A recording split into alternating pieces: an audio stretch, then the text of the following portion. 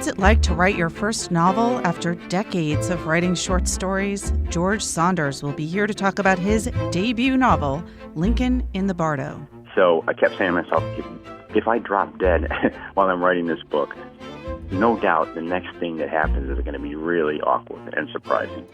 Why does time zip right by and then go so slow? Alan Burdick will be here to tell us about his book, Why Time Flies. There was this other kind of time in me, enabling me to perceive the world as I do, and I just didn't know what that was, really. And I wanted to find out, really, is there a difference between the kind of time that's in me and the time that's out there? Plus, Maria Russo, our children's books editor, will be here to talk about the 150th anniversary of Laura Ingalls Wilder and the legacy of her Little House on the Prairie books. And we'll talk about what we and the wider world are reading. This is Inside the New York Times Book Review. I'm Pamela Paul.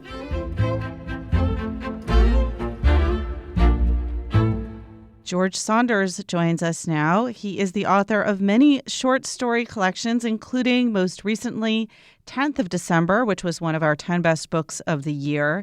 And now he has a novel called Lincoln in the Bardo. George, thank you so much for being here. Oh, thanks for asking me, Pamela. I think the first question on most people's minds when they hear the title of this novel is, I think, hopefully not who is Lincoln, but what is the Bardo? What is the Bardo?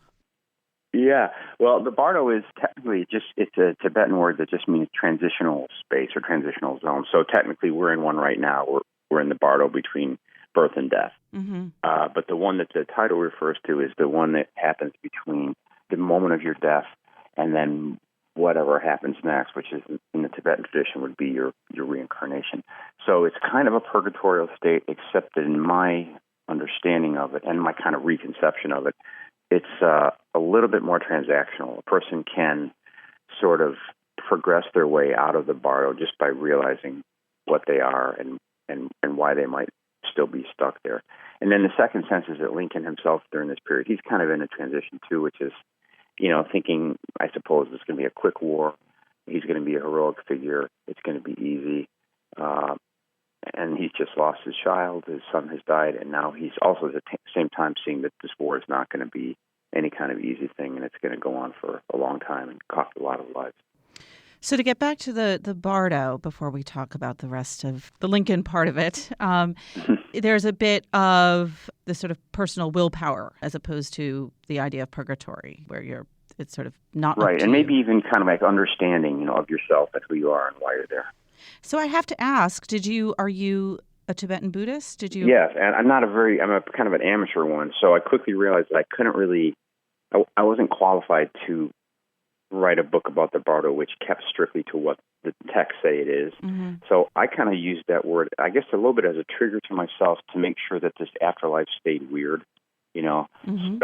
I think the thing I was afraid of is that you'd have an afterlife that was too recognizably the one that we all think it is.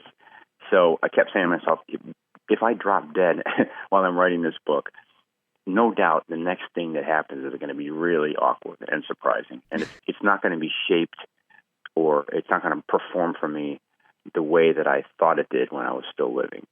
So that was one of my kind of tropes was let's make sure that whatever this Bardo is, it's got a, like morphologically, and I wanted it to be shaped really strangely. So the logic is different in some places than others maybe, or different for different people. So it's not at all, strictly speaking, the Tibetan Bardo. You just made reference to while you were writing this book. You were working on this book for a long time, 13 years? Well, depending how you define it. Yeah, I heard the story that was the inciting thing way back in the Bill Clinton years, just an offhanded remark by my wife's cousin that Lincoln had, gone into the crypt and interacted with his dead son's body. And I just kind of kept kicking it down the road all those years. I had a feeling I couldn't do it, mainly just because it seemed like something that was going to have to be approached pretty earnestly, mm-hmm. and I wasn't sure that I had the chops to do that. So I just kind of kept going, yeah, that's a good one, and then right before 10th of December came out, I kind of had this little talk with myself, just like, dude, you're 50, whatever I was. You sat yourself down? I sat myself down, and talked to myself, bought myself a drink. And this is something that you've been wanting to write your whole life. You've now been through many of the major milestones of life. I'm old. I have beautiful kids, or everything. Why is this material too earnest for you, or too something? So I made a little contract with myself that I kind of do 3 months of trying it just to see if it caught fire. And but because I kind of want to be that person who on the deathbed or whatever said, well, I had a nice writing career, but I just got a little scared, and I decided it would be safer to just keep doing what I was doing. So it was one of those kind of things. So that was a nice kind of a midlife leap or something like that. Let's go back to that original historical story of Lincoln visiting his 11-year-old son Willie's corpse in the crypt. It's so haunting. What happened? Well, the sad thing, as a parent will feel this, Lincoln's had arranged this party that they were going to have, and it was kind of understood to be a way to save some money. And I think also they were a little bit under the gun for throwing a party during wartime. So they came up with this idea of having kind of a different kind of a party, and there was a lot of planning. They're having it, and just before, the day before, the two boys, Willie and Tad, got sick, high fever. Mm-hmm. So they put them to bed, and they kind of conferred, and a doctor said, well, they'll probably be fine, just go ahead and have the party. So they had this party, the Marine Band, big thing. Lincoln and Mary are running back and forth from the party to the boys' sick room. And then, just so happens, Willie took a turn for the worse that night, or shortly thereafter, and that's the illness that killed him. So there was some talk in the media about how irresponsible it was, and I'm sure they internalized that as a bad decision they'd made. This was in February 1862. Yes, yeah, and so then he passed away, and it was kind of one of the many low moments of the war. So it was kind of not exactly an uplifting idea, but apparently he was, this is his favorite kid and the one that he saw the most of himself in. And so newspapers at the time reported that he had gone back and actually gone into the crypt. And the thing that intrigued me was it said on several occasions. So I kept thinking, okay, I can kind of see the first time, yes. Especially in that culture. But anybody, when you lose somebody, we like to say they're not there anymore, and yet they kind of are. It's the same body, it's the same. So I understood that, but then I was thinking, well, what would stop him? Let's say he went there twice. What would stop him the third time? Now, some of the answers are obvious, but you kind of wonder what's the progression that one goes through to be so kind of lovably off kilter to go into the crypt. What happens that corrects that? I think originally I thought it would be on 3 successive nights, but that didn't feel, as I tried to do it, it didn't feel right. So it was one night. So that makes it even more interesting to me. Like, you go in there at 11. How do you get out of the graveyard, Do any accounts exist of Lincoln himself talking about those repeated visits to Willie's crypt? No, none. And that was one of the other intriguing things was that I don't actually know how anyone would know that he did that. Mm-hmm.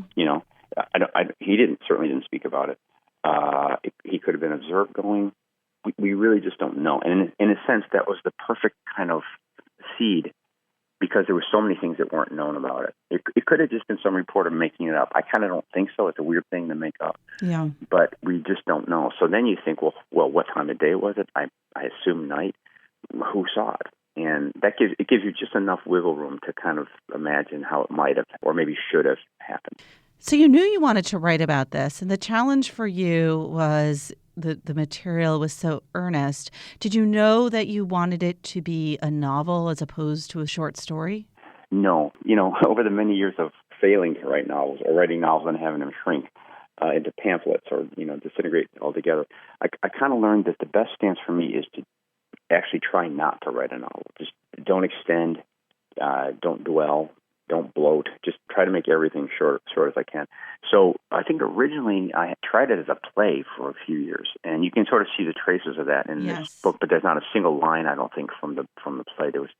It's funny, when I was writing in play mode, it's like when I try to write a poem, it gets this kind of schmaltzy, weird performed quality that doesn't really work. So at one point I was talking to Deborah Treisman at the New Yorker, and I was telling her about this failed play, and she just said, well, why don't you write it as a novel?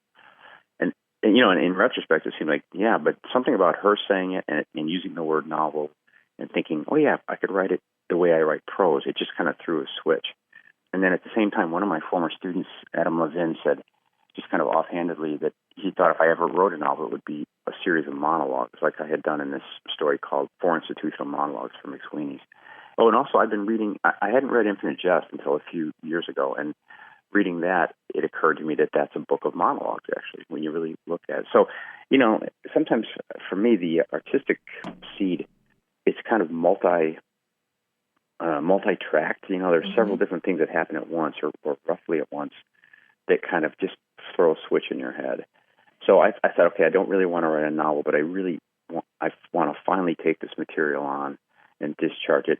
And I kind of felt like if I could do it, I would learn something really valuable in the process. And, for me, that's really the best reason you write a book, is to push your inner artistic ball down the field a little bit.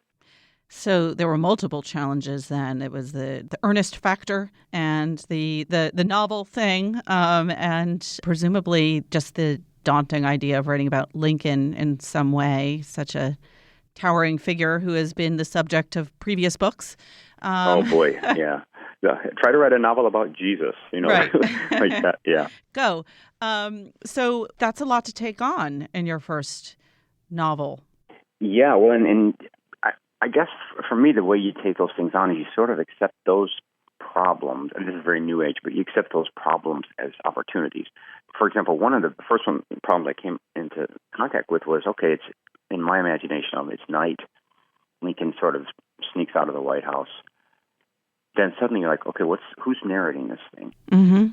So do you want to write a long book from Lincoln's point of view? I didn't personally, and not for any theoretical reason, but when I turn my sort of writing mind to it, I just go, ugh. Instead of, ooh, I go, ugh. And that's, for me, that's the deal breaker. If the inner Labrador doesn't rise to the voice opportunity, I know better than to start. And then you think, well, maybe it's a gravedigger, somebody who stayed a little too late that night, but why in the world is he, Right. it's a grave, unless he really likes what he does or something, I don't know. But that didn't work. So then these other ideas, the idea of the kind of monologue in the chorus came into play. And then weirdly, and I have not been able to sequence this correctly as I'm talking about this book, but way back when, I tried an earlier novel that was also a graveyard novel. And the premise of that one was that all these dead people in an upstate New York graveyard, and whenever someone was to die, they would sort of give a roast, or they would do a life review. So I had about 80 pages of that way back in the 90s, and it was all right, but it didn't go anywhere. It was just kind of a bunch of monologues. But there were just maybe 6 or 7 pages in there where something had happened with the back and forth. Mm-hmm. They were set up similar to this book, kind of inspired by chat lines, and that, especially in the 90s when chat lines first started, and you'd ask a question and the answer would show up 3 pages later, and it was all kind of discombobulated. But there were a few pages of that abandoned novel that really were cool, the way they looked on the page, the way that the ghosts were talking past each other and insulting one another. And so I didn't really save any of the text, I don't think, but I saved the feeling of the velocity of certain parts of the text. So at one, I don't remember the order, but at some point I thought, oh yeah, who would observe in a graveyard? Oh yeah, the ghosts. And I sort of had that structural model from like 15 years before. So who knows? It's kind of a blur, actually. You mentioned the form of the novel earlier as sort of at first was a play, and then you end up structuring it with this as a kind of oral history. I think Colson Whitehead, in his review of the book, calls it a collage of testimonies. Did that form come naturally? Did you go back and forth between a traditional narrative until you arrived at this, or how did that evolve? I think, as I remember, I think what happened was I had sort of decided to do the ghost that way with a kind of a monologue and then an attribution afterwards. Or maybe at that point it was the attribution came first. I think that's what I did for a while. And then there was this, we talk about problems or opportunities. Then a new problem arrived, which was that, and this is a holdover problem from the 90s novel. With that many ghosts, the reader starts to feel a little jerked around because the ghost is recognized as being in the same family as the dream sequence. So the writer can just write whatever he wants, and because there's no physical constraints on it, it the sky's the limit. And I think a reader reading too many of those ghosts in that old book would feel like, all right, I'm actually I'm at your disposal. You don't seem constrained by any kind of reality.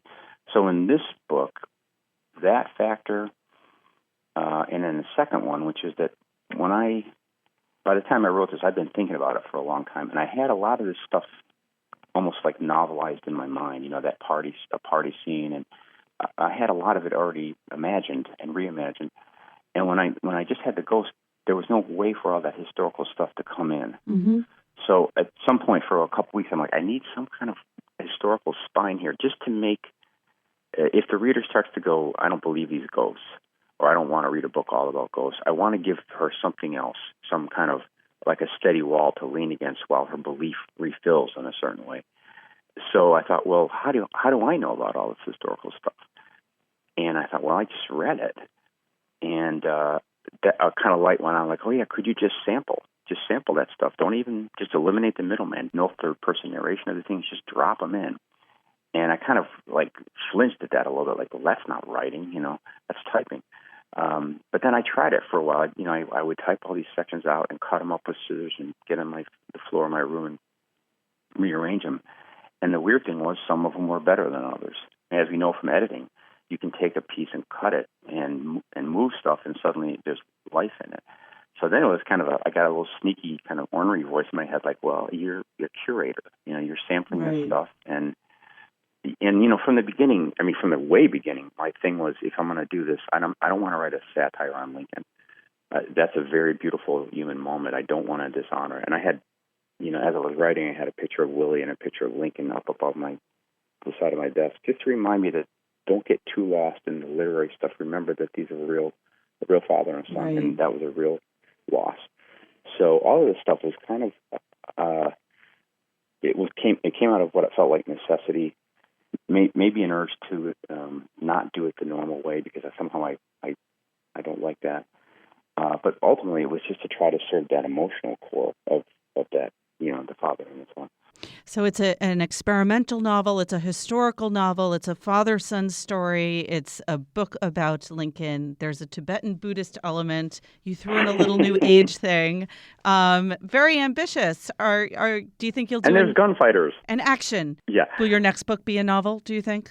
Or are you going? I really, honestly don't know. I'm kind of going back to the same old artistic principle, which is to see if it goes or right, and just wait and see. My first impulse would be to go back to writing stories, because that's what I love, and I've always done that. And again, this one I only let it off the leash because it insisted.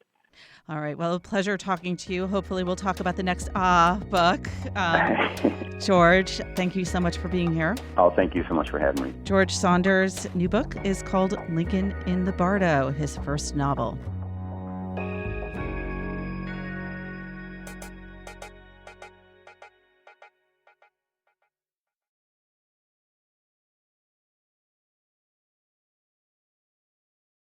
Maria Russo, our children's books editor, joins us now to talk about Little House on the Prairie. Hi, Maria. Hi, Pamela. Why, after all these years, are we talking about Little House on the Prairie? Well, February 7th was the 150th birthday of Laura Ingalls Wilder, the author of the series. So there's been a lot of new Little House on the Prairie books coming out that people are talking about her, thinking more about what makes these books such an American classic. What does make them such an American classic? Well, good question. Well, so, as everyone probably knows, these are books, a series of 9 novels written for children about Laura Ingalls Wilder's childhood as a pioneer on the frontier. Her family moved from Wisconsin in a covered wagon to Kansas, which was then Indian territory. They turned out they were squatting on land that wasn't, quote unquote, open to white settlers yet, back to Wisconsin and to Minnesota, to South Dakota, always facing natural disasters and other dangers, until they could finally establish a safe home for themselves. So it just caught the whole American westward white expansion. And, it just has so much other appeal, too, for children and for adults, just of home comforts and crafts, and making things. The family makes everything from the houses they live in to all their own clothes, and they bake and cook. So there's just so much American life in there.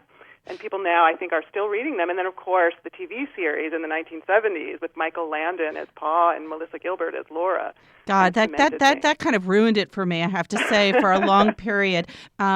Yeah, I think the thing that stuck with me most in terms of home crafts was when they made a ball to play with out of the stomach of was it a cow? What did they use? Probably, yeah, or a pig. Pig, which is, of course, all early balls made that way.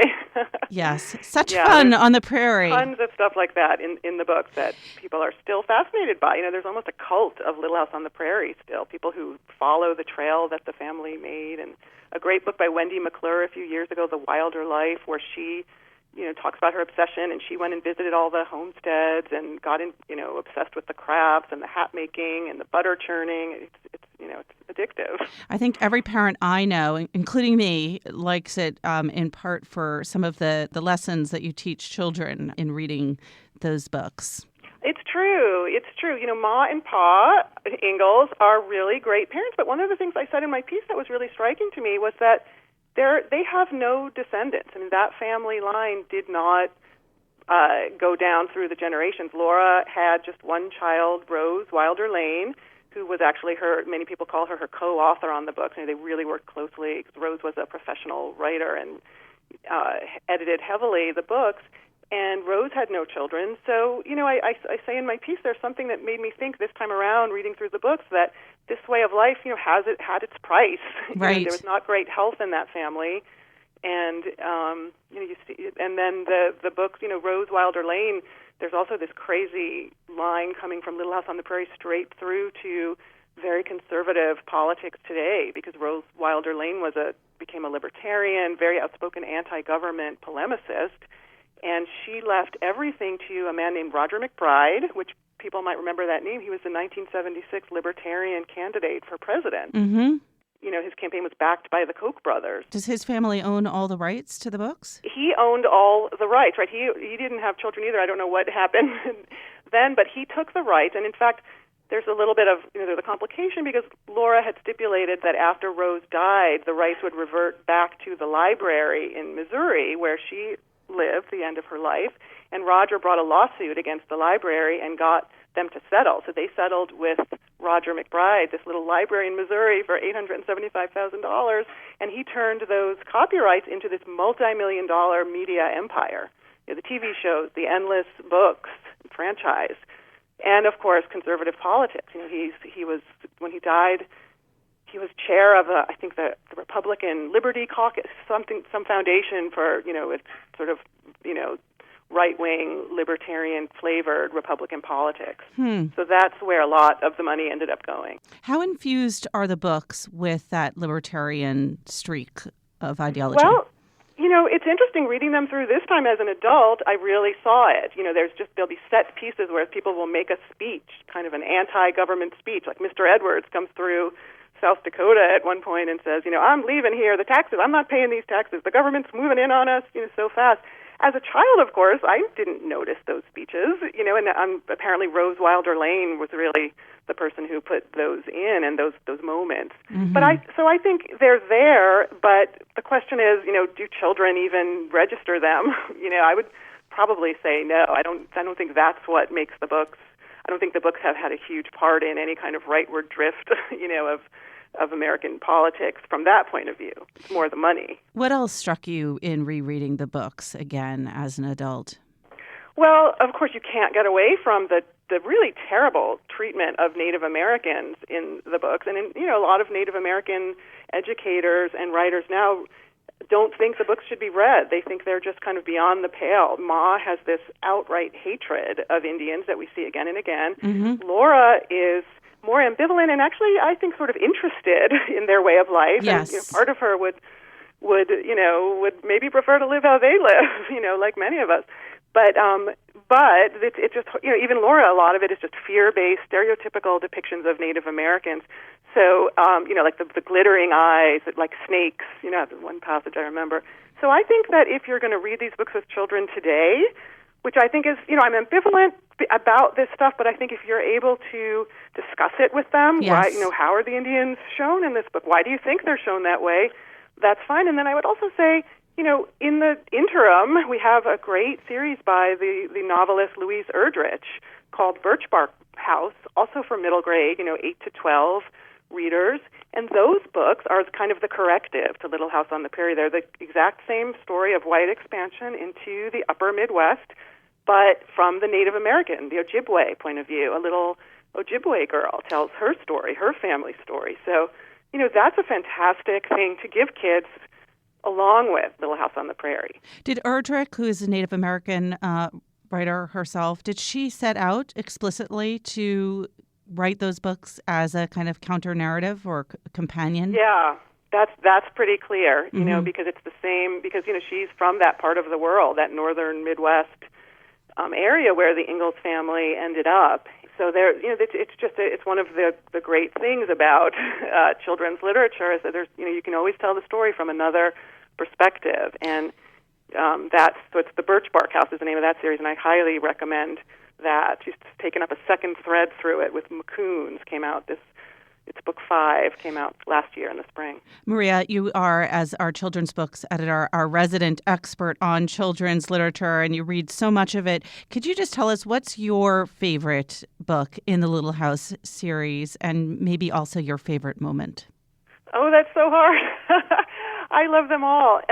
I will say I think the most dramatic and kind of the edge-of-your-seat one is The Long Winter, which is about the blizzard, where pretty much the whole town almost freezes to death and dies, and because they haven't prepared, they haven't, I'm going to pick the moment where there's an old Native American who comes by the town shop to tell everyone you need to leave. This is a 20-year storm coming. This is going to be the worst winter ever, and they don't listen to him. And the result is, a lot of suffering and terror and near starvation for the entire town. Well, this is a week of wintry storm weather here in New York, so perhaps an appropriate book to talk about. Maria, thanks so much. Sure. Thanks, Pamela. Maria Russo is our children's books editor, and this week in the Times, she has a fantastic story about the Little House on the Prairie series and Laura Ingalls Wilder's legacy.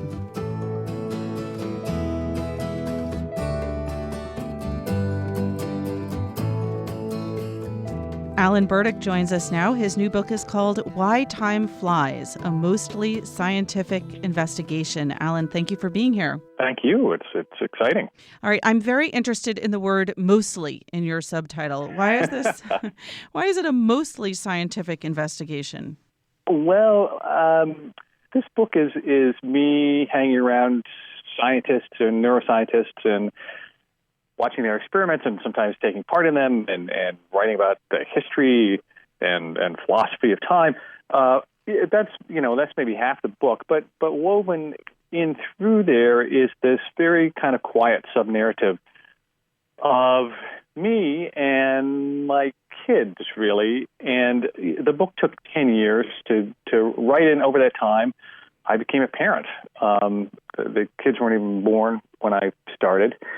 And in a lot of ways, it's sort of a meditation on becoming a parent and watching my kids grow into what we call time, all the many things that time is, and kind of ultimately coming to grips myself with the responsibility of coming to grips with time myself. I sort of joke it's sort of a coming-of-age story, both for my kids and for me. I feel like one doesn't know anything about just how fast time goes or how slowly it goes until you have kids in a weird way, or it becomes exacerbated on both ends.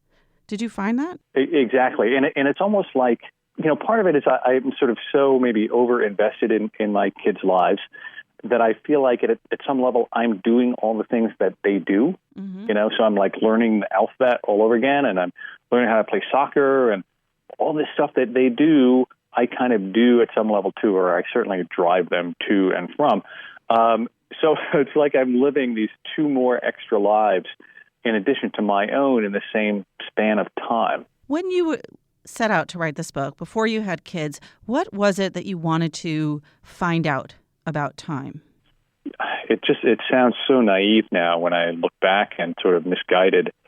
I studied history and philosophy of science as a student in college, and my advisor was and is a historian in the philosophy of physics. And so I was introduced pretty early on to Einstein and relativity and space-time, and which I found and find fascinating, but I also felt like at some level it didn't seem to have a whole lot to do with what I experience day to day and moment to moment, and that there was this other kind of time in me swirling around, enabling me to perceive the world as I do, and I just didn't know what that was really, and where it came from, and I wanted to find out, really, is there a difference between the kind of time that's in me and the time that's out there? You're an experienced science writer, so you're used to grappling with sometimes abstract or technical issues, but the philosophy of physics has to be a challenge in a way to kind of bring down to earth and make concrete. Yeah, that's why I didn't write about it at all. Okay. No, I kind of made a conscious choice really early on, partly to spare my own poor brain, but because, I feel like when we talk about time, it easily becomes this really abstract, hard to grasp stuff. And certainly it is when you talk about physics. Whereas I was trying to get at, the kind of time that we live in, and in some ways is almost tactile.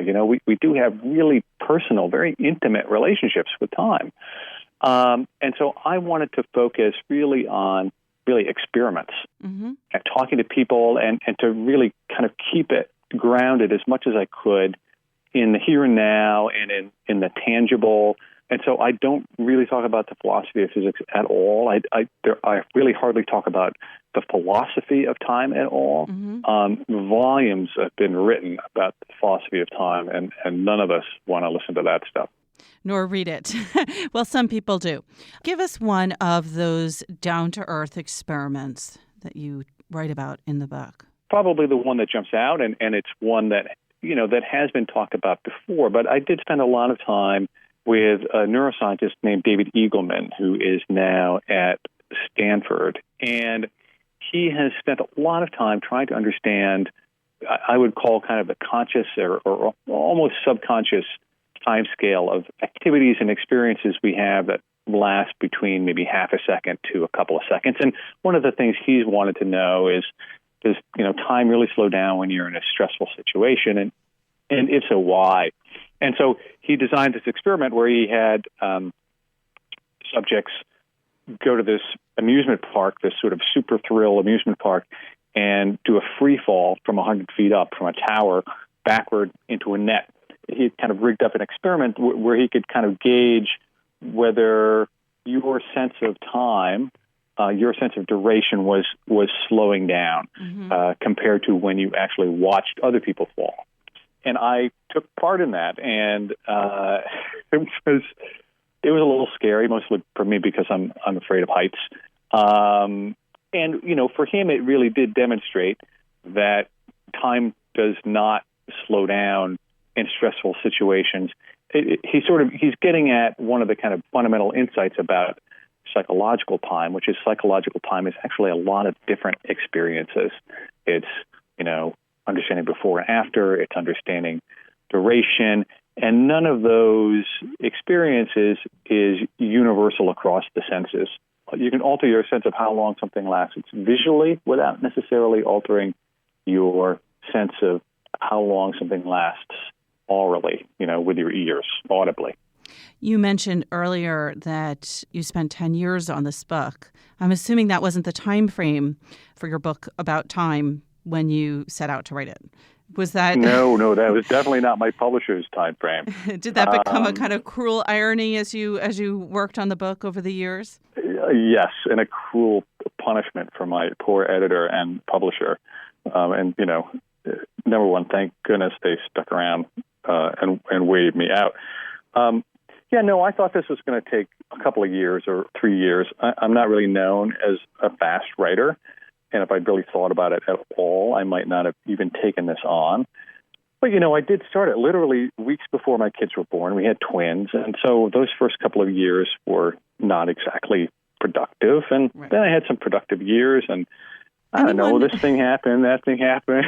Anyone who has twins gets a pass, as far as I'm concerned. I don't know. But I did find about halfway through, I began to think, what this book really needs is for something to happen. Mm-hmm. I don't want to just give you a bunch of experiments, this one and this one and this one. I want to give you a narrator. I want to give you a narrative, and something's got to happen to my narrator.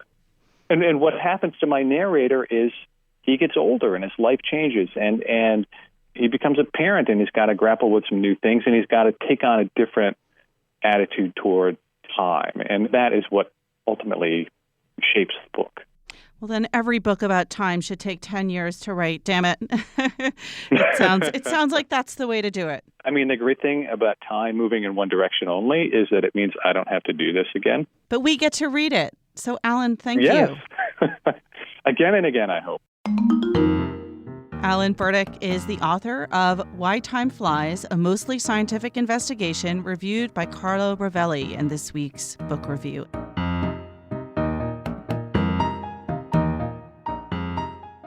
My colleagues Greg Coles and John Williams join us now to talk about what we and other people are reading. Hi, guys. Hey, Pamela. Hi, Pamela. All right, Greg, let's talk about the other people.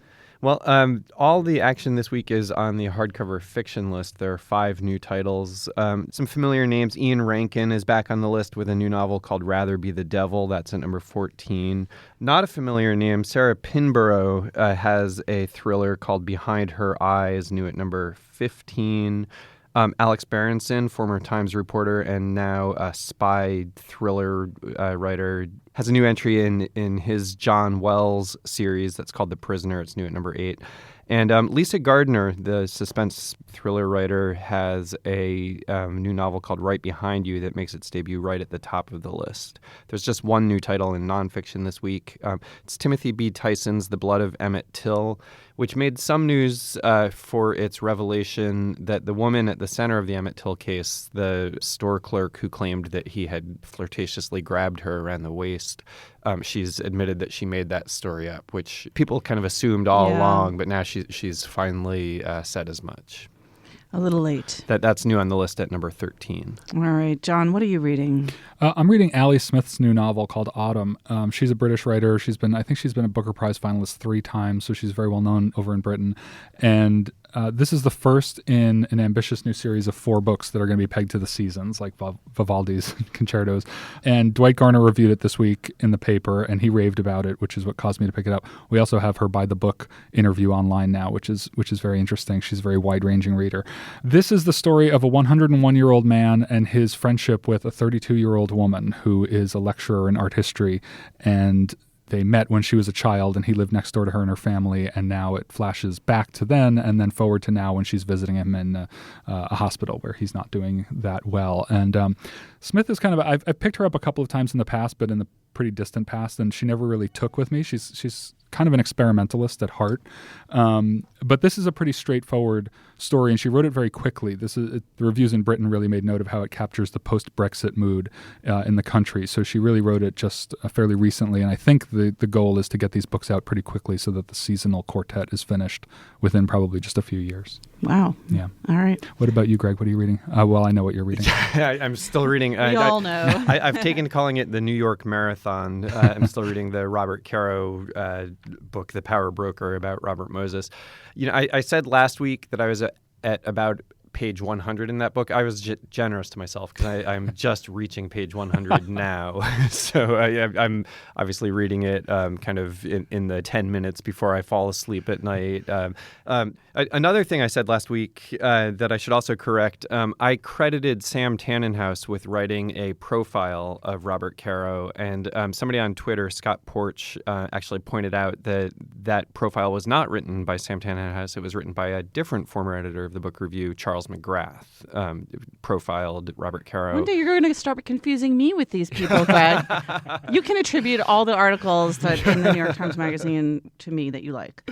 But I'm just loving this book, which, my wife was surprised to hear that. She said, "Oh, you're still reading that thing. How's it going?" And I was like, "It's amazing. It is really amazing. It is gripping for a book that is about kind of urban planning." I'm a little bit of a geek that way. I loved the land use stuff in Anna Karenina as much as I did the infidelity. So, all the, peasant organizational things. I was like, this is great. I can't say I share that. So I'm kind of the prime audience for this book. And he is such an elegant writer. I'll be talking about this book for 3 years. But I just wanted to read this paragraph from page 75 that I got to this week, where the young Robert Moses, kind of newly in New York City government, has just proposed completely revamping the civil service system. This is at the height of Tammany Hall, and it's all patronage. And he is trying to strip away the patronage system and replace it with a meritocracy. And his proposal for doing that is with these kind of scorecards where the managers have to rank each of their employees on the finely detailed each element of their job. And there's such resistance to this. But Moses is convinced this is the way to go. It was the proposal of a fanatic, Caro writes. John Calvin, specifying permissible arrangements for women's hair in 16th century Geneva, was not more thorough than was Bob Moses, enumerating the functions and responsibilities of New York's civil servants. No aspect of conduct on the job was too small to be graded. Even personality must be reduced to number. Personality, Moses said, includes those intangible elements, the existence of which do not readily admit of proof, but nevertheless, each employee must be rated on personality. Men would have to make sacrifices for the sake of the system. Acknowledging that some present employees would not score high enough on his tests for the jobs they held, he had a simple solution. Such employees would have to accept demotions and pay cuts. Unnecessary employees, he said, would have to be eliminated. The proposal, I should add, did not go well. Yes. Pamela ranks us on personality every week. That's right. That's right. It's a fresh ranking every week. Pamela, what are you reading? I'm wondering what Robert Moses's personality ranking will be at the end of this book. I'm reading, so I fell off the self-help wagon, I regret to say, because I really, I want to do it. I'll go back to it. And I had sworn that I would only read things that I could easily put down. And now I'm doing the opposite by reading an Agatha Christie novel. And weirdly, it's my first Agatha Christie novel. She's one of those writers that you think you would have read, but I think that what I have actually done is seen very local theater productions of adaptations of her books and never actually read one. And I picked this up because I needed to get away from the self-help and how-to and impulse buy books. But also, she was on my mind because a few months ago, a friend of mine here at the Times, Susan Dominus, who writes for the New York Times Magazine and occasionally reviews for us, was caught, I think, in Texas without a book and asked me for advice. And I was telling her, all these great new books that I thought might be absorbing. And a few weeks later, I said, what did you end up reading? And she said, "Oh, I just downloaded an Agatha Christie. It's so reliable." And I thought, all right, I've never done that. So I'm reading, and then there were none. And two things that I learned from just the cover and right inside is that Agatha Christie is the most widely published author of all time and in any language, outsold only by the Bible and Shakespeare. Wow. Which is pretty impressive. And then also, this is apparently one of the Queen of Mystery's personal favorites. So they give a little list of the books that she herself, I guess, liked best. And this is one of them. And I have it because apparently there was or is or will be a Lifetime TV movie adaptation of this. And then there were none. This is one of her traditional kind of country estate locked door mysteries. Is that right? Everyone's kind of squirreled away. Yes, it's like Clue. One by one. Yes, exactly right. But do not reveal the ending because I'm not quite there. That's for my commute home. It's funny because I never think about Agatha Christie, but this week I had reason to because I met an author, British author named Anthony Horowitz, who has a new book coming out this spring called The Magpie Murders, and he's well known in Britain as a novelist too, but he's also a very prolific TV writer. He's behind the series Foyle's War, which I haven't watched, but people were raving about.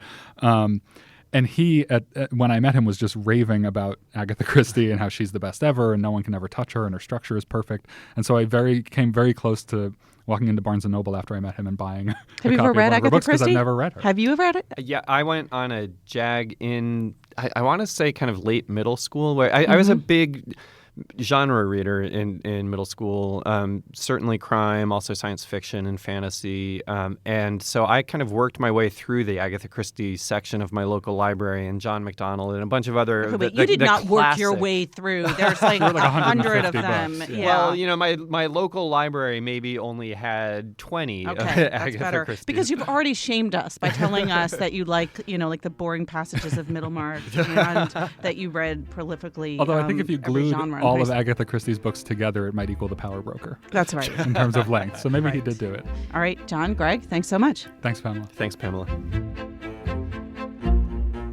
Remember, there's more at nytimes.com/books, and you can always write to us at books@nytimes.com.